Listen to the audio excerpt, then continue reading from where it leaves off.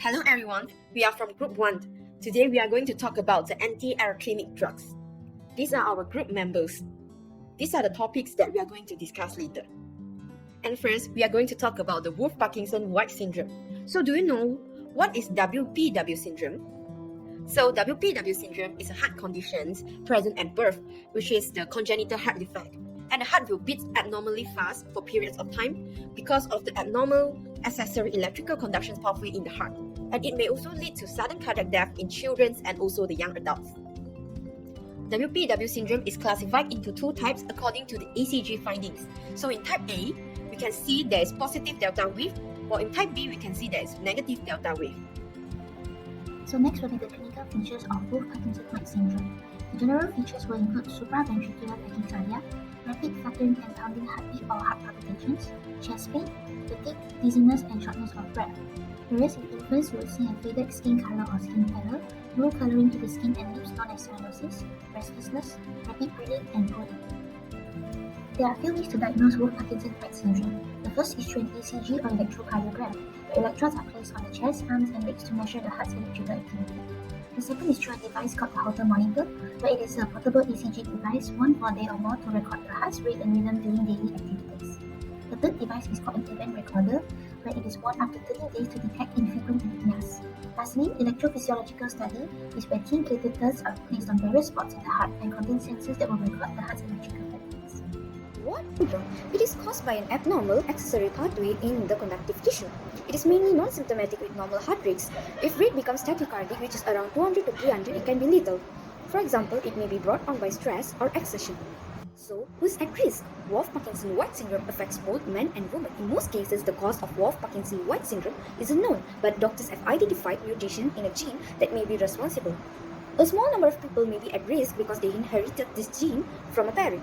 Wolff-Parkinson-White syndrome is a common cause of tachycardia in China, thus Chinese descent, as high risk in getting Wolff-Parkinson-White syndrome.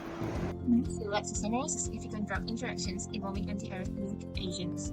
There are 4 classes based on the Bolton-Williams classification: Class 1, Class 2, Class 3, and Class 4. Class 1 is also known as the sodium channel blocker. The mechanism of action is it blocks the fast sodium channels to reduce speed of ion conduction. It decreases the slope of phase 0 to decrease rate and magnitude of depolarization. Class 1 is further distinguished into 3 subclasses: 1A, 1B, and 1C. 1A has immediate action, high action potential duration, high effective refractory period. 1B has fast action but low APD and low ERP, while 1C has low action and minimal effect on APD and also ERP. Class 2 is the beta-adrenal receptor blockers. Esmolol, propranolol, metoprolol are the example of drugs involved. The mechanism of action is to block sympathetic stimulation of beta-adrenal receptors at SA and M nodes by decreasing the CAMP and calcium channels. They also work to suppress abnormal pacemakers by decreasing the slope of baseball. AV node is particularly sensitive to the beta blockers, and this can cause an increase in the PR interval. The side effects are bradycardia and hypotension. The class 3 is the potassium channel blocker, and its examples are amiodarone and sotalol. Its mode of action is block the potassium channels primarily and block alpha and beta adrenergic receptor, and also the calcium and sodium channels. It increases the duration of phase 2, increase the ERP and AP duration, and also increase the QT interval delay, which delays the time of repolarization. While for the class 4, it is also called as a calcium ion channel blocker. Examples including cardiac glycoside, adenosine, atropine sulfate, glycopyrronium bromide, and also magnesium sulfate. Its mode of action including blocks low calcium channels to prevent calcium ion influx into the cell, decrease slope of phase 0 and 4 to increase ERP, increase PR interval to prolong AV node repolarization, and also decrease the contraction force, which is also called negative inotropy.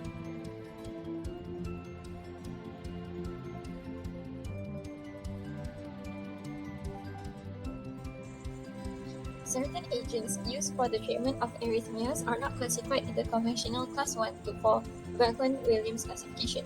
These include digitalis, adenosine, magnesium, and potassium. Magnesium, originally used for patients with digitalis-induced arrhythmias who were hypomagnesic. Magnesium infusion has been found to have antiarrhythmic effects in some patients with normal serum magnesium levels. Magnesium is recognized to influence sodium-potassium ATPase, sodium channels, certain potassium channels, and calcium channels. The usual dosage is 1 gram as sulfate given intravenously over 20 minutes and repeated once if necessary. The full understanding of the action and indications for the use of magnesium as an antiarrhythmic drug awaits for further investigation. Next, the adenosine. It has short half-life and high efficacy. The mechanism of action is to activate and invert potassium current and inhibit the calcium current. It directly reacts on AV node and results in marked hyperpolarization and suppression of calcium-dependent action potential, and so is the drug of choice for prompt conversion of paroxysmal supraventricular tachycardia to sinus rhythm. If we overdose it, it can have toxicities. Common toxicities like flushing, chest burning, shortness of breath, atrial fibrillation may occur, and the less common toxicities will be headache, hypotension, and nausea. Now I will talk about the potassium. When there is hypokalemia, the sodium-potassium pump will be inhibited because potassium competes with digoxin for a binding site of sodium-potassium pump. Low potassium ion means digoxin can easily bind to sodium-potassium ATPase pump, so it will increase risk of digoxin toxicity, for example, arrhythmia.